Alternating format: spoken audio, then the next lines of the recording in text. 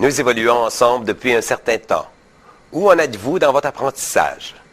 Pour certains d'entre vous, du merveilleux transforme votre quotidien. D'autres sont encore dans l'attente de réussites miraculeuses. Ce sont les mêmes règles pour tous, mais la différence entre le succès et l'échec est tout simplement le fait de vouloir changer. L'éducation de son mécanisme de pensée ne se fait pas seule.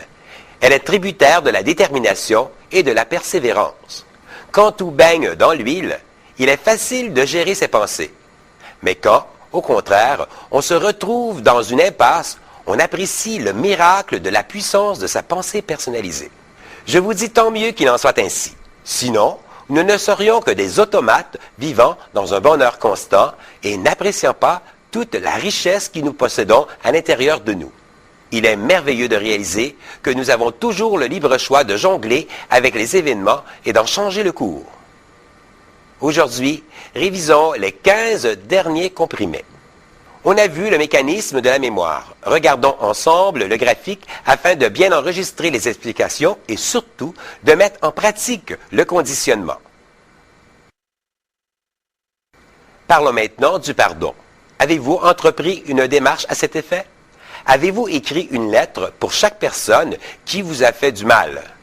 Sinon, avez-vous reconnu là l'influence de votre saboteur? Je sais que cette démarche est très difficile. Il y a très peu de solutions pour guérir une blessure grave et cette méthode est exemplaire. On a aussi parlé du jugement. Avez-vous changé votre attitude dans vos jugements envers autrui? Si vous restez dans le même schéma de pensée à l'égard des autres, comment voulez-vous équilibrer vos relations? Il en est de même lorsqu'on écoute les nouvelles. Au lieu de juger sévèrement les personnalités qui occupent la manchette, faites-leur parvenir des bouquets de roses rouges en mentionnant aussi tous leurs intervenants. Avez-vous porté attention aux expressions que vous employez gratuitement?